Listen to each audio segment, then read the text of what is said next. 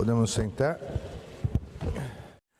Olá, amigos do canal Vista Pátria, quem fala é Alan Frutuoso. Vamos ao nosso Vista Pátria Notícias de hoje, edição 51. Tribunal Superior Eleitoral retomou o julgamento do presidente Jair Bolsonaro e o primeiro voto favorável ao presidente Jair Bolsonaro foi dado.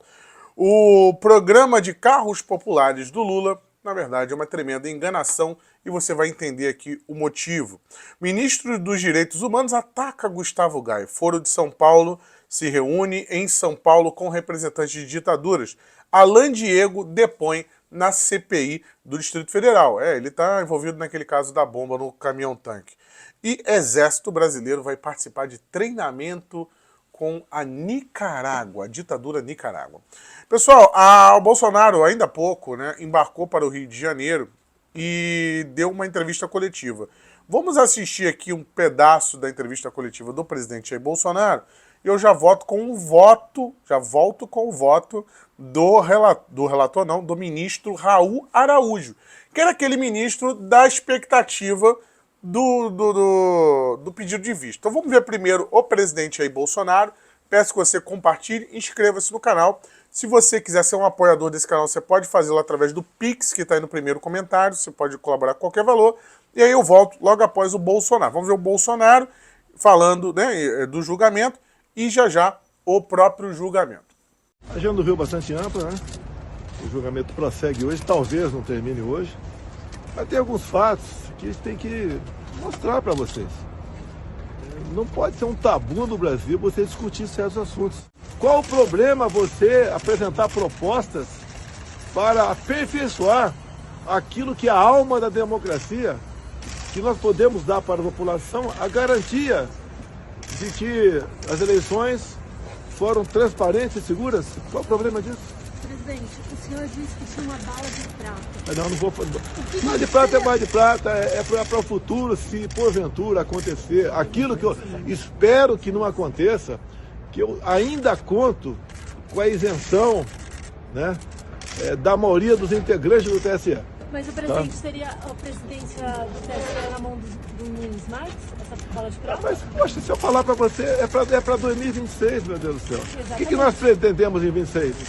Pretendemos disputar as eleições e ganhar, de tirar os direitos políticos, sobre a acusação abuso de poder político, você não consegue entender. 2017, a chapa Lula, Dilma Temer, foi absolvida mesmo com excesso de provas em contrário. E criou-se uma jurisprudência. Não, naquele momento não se julgou novas ações que foram incluídas no processo. E o Lula e o Temer continuam presidente. O senhor teme, de alguma forma, ser preso, dependendo do encaminhamento? Por que você é preso? Dependendo do encaminhamento dos julgamentos? Da Justiça Eleitoral sobrar uma prisão para mim? Ou algum outro processo que venha? Que processo? Cadê a corrupção? Cadê o desvio de recursos? Cadê? O senhor vai assistir o julgamento onde? Não vou assistir julgamento. Eu tenho trabalho no Rio de Janeiro, meu pessoal vai me mandar informações do que está acontecendo. Eu não posso ficar o tempo todo até em televisão. Não posso. A gente continua ao vivo aqui, só para a gente entender, assim que finalizou o voto do relator, começou nas redes sociais os ministros do governo, aliados de Lula, já comemorarem como a vitória da condenação. Como o senhor vê essa antecipação do resultado em relação ao julgamento de hoje, presidente? Julgamento político. Se é verdade o que você está dizendo para mim, vou acreditar em você, é um julgamento político. Qual a materialidade da peça do Carlos Lupe, que falou em fraude sem voto impresso, tem contra a minha pessoa? Lupe agora é ministro da Previdência de Lula. Agora, o que parece que a esquerda quer? Ter uma eleição em 2006 sem concorrente, WO, basicamente. Poderia até se pensar, pensando pela esquerda, se é que eles pensam, é que vai se pensar da eleição de 2026 sem um concorrente à altura. Seria eleger o Lula por aclamação. Presidente, o senhor se arrepende de alguma coisa daquela reunião? Teria feito algo diferente? Não tem nada demais a minha reunião com embaixadores. É uma política privativa minha conversar com embaixadores. E repito, só fiz a reunião porque 2 meses antes, sem legitimidade, o ministro do TSE fez uma reunião com embaixadores também. Então, o presidente Jair Bolsonaro, inclusive, disse que não se arrepende da reunião com os embaixadores. O presidente Jair Bolsonaro se vê injustiçado, vê um julgamento político, falando abertamente. Inclusive, Bolsonaro ontem, né, ele resolveu usar as redes sociais para evidenciar coisas que vão virar pauta, né? Porque quando é o presidente Jair Bolsonaro que fala, aí vira pauta. E ele trouxe aquele vídeo do Carlos Lupe. Você assistiu o vídeo do Carlos Lupe defendendo a mesma coisa que o Bolsonaro? Sei que muita gente viu, mas vamos colocar rapidinho. Desde o surgimento da urna eletrônica 25 anos atrás, nosso líder, nossa referência do partido, Leonel de Moura Brizola, já defendia uma coisa simples de se fazer, a impressão do voto. Para que possa votar lá, apertar o númerozinho do seu candidato, apertar o 12, você vê aquele papelzinho como se fosse esse papel que a gente, quando paga um cartão de crédito, tem como recibo, cair numa urna transparente e ficar ali guardado. Quando se tiver desconfiança, quando tiver uma votação muito diferente de locais, você pode conferir esse voto. Esse é o segredo de toda a democracia no mundo. A possibilidade de recontagem, a possibilidade de conferência de voto. Hoje, algumas pessoas mais à direita querem defender a impressão do voto. Não é porque eles estão hoje defendendo que nós vamos deixar de defender aquilo que para a democracia é salutar. Já foi aprovado, inclusive, no Congresso Nacional. E o tribunal não quis fazer porque disse, na época, que não tinha recursos para fazê-lo. Não tem recursos maiores para garantir a própria liberdade de expressão e a democracia do que investir na conferência do voto através da sua impressão. Nós do PDT, através do nosso líder Leonel Brizola, fomos quem primeiro falou isso e temos coragem de claramente dizer a todo o povo brasileiro: sem a impressão do voto não há possibilidade de recontagem. Sem recontagem, a fraude impera. Esse vídeo do Carlos Lupe foi veiculado nas redes do presidente Jair Bolsonaro e o Carlos Lupe é ministro do Lula. Ele é ministro de Luiz Inácio Lula da Silva e presidente do PDT. Foi o Carlos Lupe que entrou com a ação para deixar Bolsonaro inelegível. Motivo teria sido o questionamento do processo eleitoral para embaixadores. Isso caracterizaria abuso político. E aí o Bolsonaro coloca explícito: como eu abusei do meu poder se o próprio Carlos Lupe, que entrou com a ação contra mim, em fevereiro de 2022, estava defendendo a mesma coisa. Né? Então o Bolsonaro estava on fire ontem nas redes sociais. E agora temos o voto do Raul Araújo, que primeiramente não pediu vista. Vamos lembrar que existia uma expectativa pequena, mas existia do Raul Araújo pedir vista. Mas como eu falei para vocês, o cenário tinha mudado. E se confirma até o momento que eu já tinha trazido para vocês nesse canal há 2 dias atrás. Você lembra daquele plantão urgente, quando eu falei aqui da suspensão do julgamento do presidente Jair Bolsonaro? Pois bem, o Raul Araújo é o mesmo ministro que fez um julgamento que proibiu que os artistas ficassem fazendo campanha para o Lula no Lulapalooza. E aí ele votou contra, né? Ele rejeita a minuta da intervenção, aquela da casa do Anderson Torres, essa minuta de intervenção no Tribunal Superior Eleitoral, né, que seria a decretação de um estado de defesa. Diz que isso não tem como ser usado no julgamento, e de fato, qualquer um que fizer um julgamento técnico do presidente Jair Bolsonaro vai ver que não tem o menor cabimento colocar isso nos autos, no processo, sendo que o próprio Gilmar Mendes já disse, né, que não poderia ter excesso de provas em 2017. E o que nós temos aqui? Ele justifica, ele diz: nós acatamos lá em fevereiro desse ano a inclusão para apreciá-la aqui. Mas não significa que ela está correta. E dessa forma nós temos aí o ministro Raul Araújo divergindo do relator e ele não aceita usar a minuta como prova. E se ele não aceita usar a minuta como prova, ele passa a julgar especificamente o caso da reunião. E aí, especificamente na reunião, ele não vê que aquilo ali teria tido potencial suficiente para causar, por exemplo, uma abstenção. Porque se as pessoas, alegadamente pelo Alexandre de Moraes, teriam ficado preocupadas com a urna, teriam desacreditado da urna e por isso teria tido uma abstenção, se provou o contrário. Foi a eleição que mais votou gente. E aí, derruba a tese de que aquela reunião teria influenciado alguma coisa. No seu voto, o Raul Araújo ainda explica que aquilo que o Bolsonaro falou para os embaixadores, ele já falava reiteradamente em várias lives para o seu público. Então aquilo não teve fator decisório na decisão, né? Não foi um fator que influenciou na decisão do seu público, do seu eleitorado. Né? E a abrangência, a audiência daquela reunião para o público também não teria afetado a eleição em si. Então não vale para deixar Bolsonaro inelegível, e por isso o ministro Raul Araújo votou contra. Fato é que a intensidade do comportamento concretamente imputado à reunião de 18 de julho de 22 e o conteúdo do discurso não foi tamanha a ponto de justificar a medida extrema da inelegibilidade. Especulações e ilações outras, repitas, não são suficientes para construir o liame causal e a qualificação jurídica do ato abusivo, razão pela qual o comportamento contestado, apreciado em si mesmo, como acima feito, leva à inescapável conclusão pela ausência de gravidade suficiente.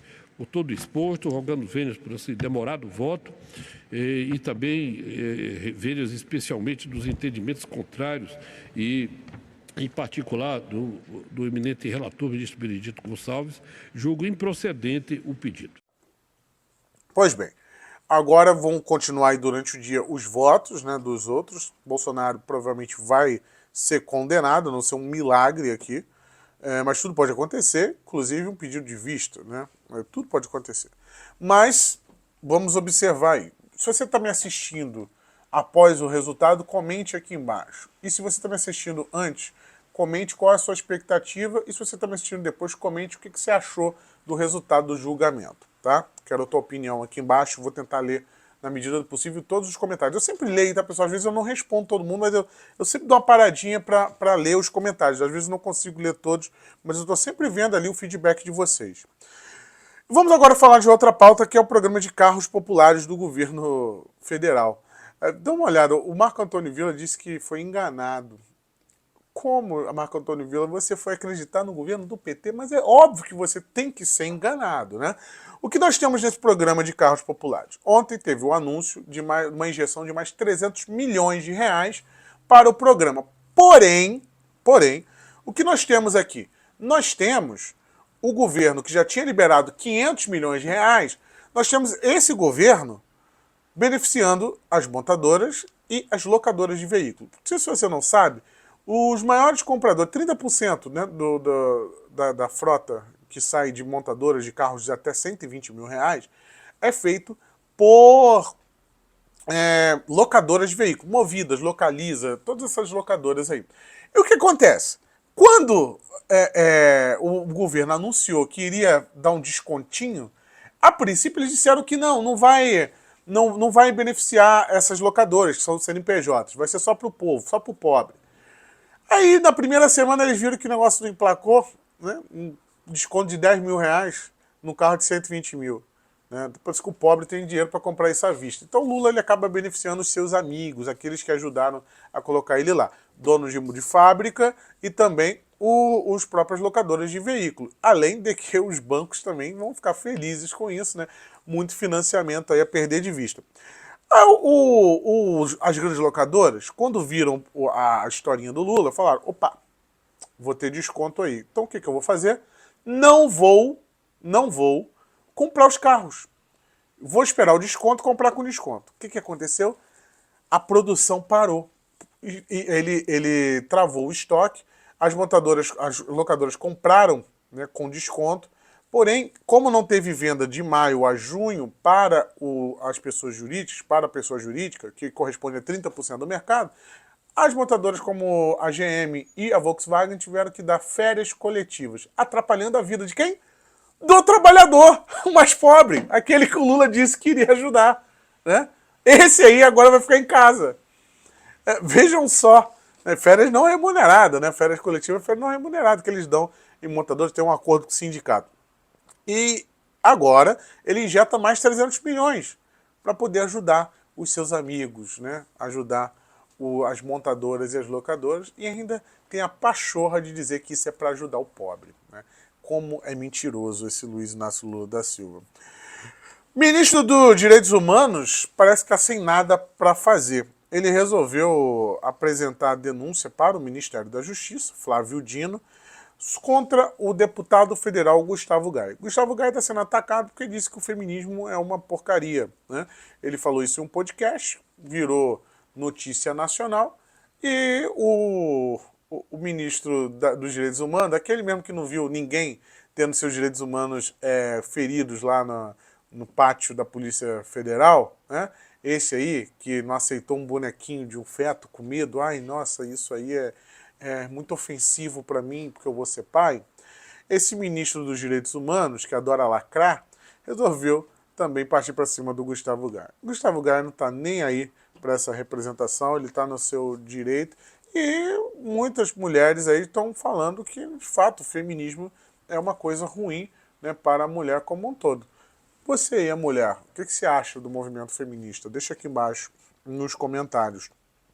Próxima pauta, o Foro de São Paulo se reúne hoje, começa hoje a reunião do Foro de São Paulo com representantes de ditaduras e outros países latino-americanos.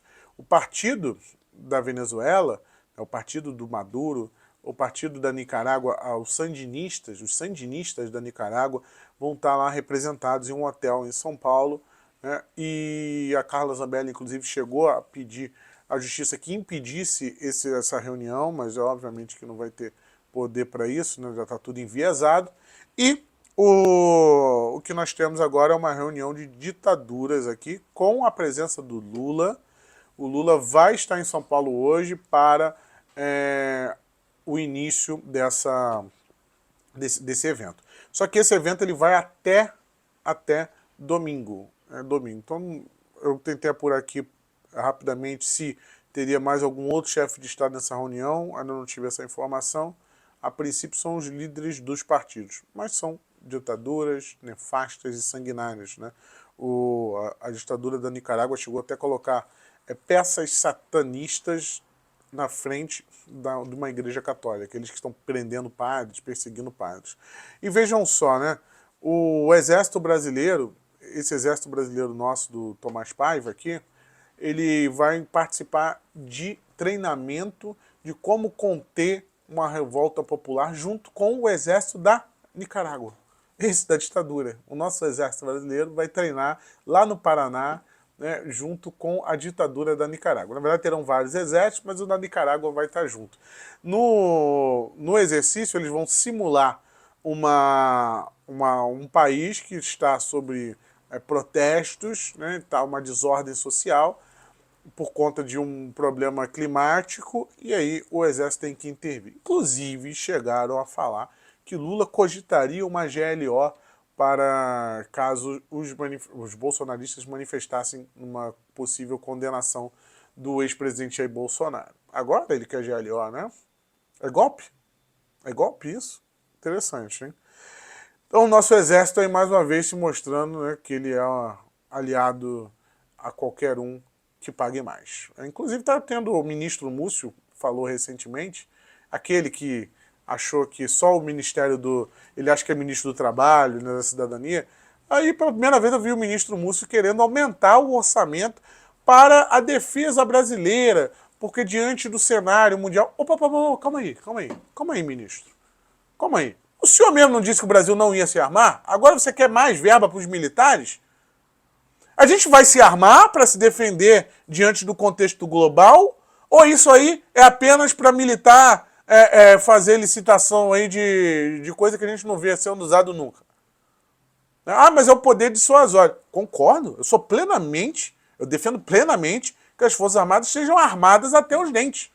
Afinal, eu sou brasileiro, eu não quero ser subjugado, apesar que eles fazem isso por outros meios, né? Vide a matéria do Financial Times sobre a influência dos Estados Unidos na eleição. Mas é óbvio que eu não quero ver meu país invadido e eu quero o exército armado até os dentes. Agora a questão é a seguinte, o ministro, ou ele faz uma defesa clara de um posicionamento diante das mudanças globais e do multipolarismo que está se colocando, ou ele continua com aquela historinha, né, para inglês ver, de O Brasil, o problema, o inimigo do Brasil é a desigualdade. Porra, tem ministro da Defesa. Não é ministro do Trabalho. Isso aí é ministro da Fazenda, ministro do Trabalho. Né? Esse pessoal aí que vai cuidar dos problemas sociais do Brasil. Afinal, tentar não atrapalhar o mercado de resolver esses problemas, né? Tentar fazer uma condução disso. Agora o ministro da Defesa tem que cuidar da defesa. E agora parece que mudou o discurso, mas eu acho que isso aí está muito mais influenciado pelo Tomás Paiva em questão de verbas para o Exército do que, de fato, uma preocupação com a defesa nacional. Esse é o meu lamentário aqui diante disso. E para a gente finalizar, o Alan Diego, que foi o homem que colocou a caixa bomba lá no caminhão tanque, está depondo hoje, e ele está muito mais bravo do que o George Washington. O George Washington, inclusive, eu entrevistei o advogado do George Washington explicando todo o processo. O George Washington não queria colocar bomba em aeroporto, e nem ele queria colocar, o Alan Diego queria colocar bomba em aeroporto. Eles queriam algo isolado para chamar uma atenção. A princípio eles queriam derrubar poste de luz, torre de transmissão para fazer faltar luz e decretar uma GLO. Nunca foi a intenção explodir gente no aeroporto. Essa aqui é a verdade. Conversei com o advogado do George Washington. E hoje o Alan Diego, que é o homem que coloca a bomba em si, o George Washington armou a bomba, né? E ele colocou lá no caminhão, sem o George Washington nem saber. O George Washington achou que ele estava indo colocar a bomba lá na torre para poder explodir o negócio de luz, e ele levou pro caminhão. Mas ele não levou para o aeroporto. Essa história ao redor do aeroporto, mas ele não levou para o aeroporto. Né? E aí que tá. Ele depois, hoje, foi muito duro lá e bancou o petista lá, presidente da comissão. Vamos dar uma olhada. Entendeu? Só isso. Mas o senhor levou ou não levou a bomba? Não, isso aí eu já dei o depoimento. Não, no depoimento que eu dei, eu levei o artefato até o caminhão. Só isso. O senhor levou? Sim, levei. E instalou ele Nunca lá? neguei. Não instalei. Eu não sei mexer com isso aí. Quem instalou? Hã? Quem instalou? Ninguém instala. Ninguém instala uma coisa que está pronta. Quem aprontou? Hã? Quem aprontou aquela bomba? Quem aprontou foi o George Washington. O George Washington O George aprontou a Washington. bomba. Sim. E convidou o senhor para ir junto colocar aquela bomba lá? Não. Eu prefiro não responder. Essa parte eu já passei para os policiais e isso aí não faz parte da CPI. Porque até então Claro que faz, a CPI, terroristas. não, mas a CPI é sobre o QG, é sobre o exército que foi me falado. Não foi falado que ia falar de detonação, de bomba, dessas coisas. Mas o senhor levou a bomba lá? A dinamite. E sabia que ela ia explodir? Hã? Prefiro ficar em O silêncio. senhor sabia que o aeroporto de Prefiro Brasília ficar em poderia ter ido silêncio. pelos ares? Nem colocou no aeroporto? Prefiro ficar em silêncio. Você colocou nas imediações do aeroporto. Prefiro ficar em silêncio. Então o Alan Diego ele já está preso mesmo, já está condenado. Vai ser o quê? Vai ser preso de novo? Não tá nem aí, tem nada a perder, está falando lá na CPI do Distrito Federal. Pessoal, vamos aqui para o encerramento do nosso Vista Pátria Notícias de hoje. Peço encarecidamente que você inscreva-se no nosso canal e compartilhe esse vídeo com o máximo de pessoas possível. Um forte abraço a todos, um beijo no coração de vocês. Tchau, tchau.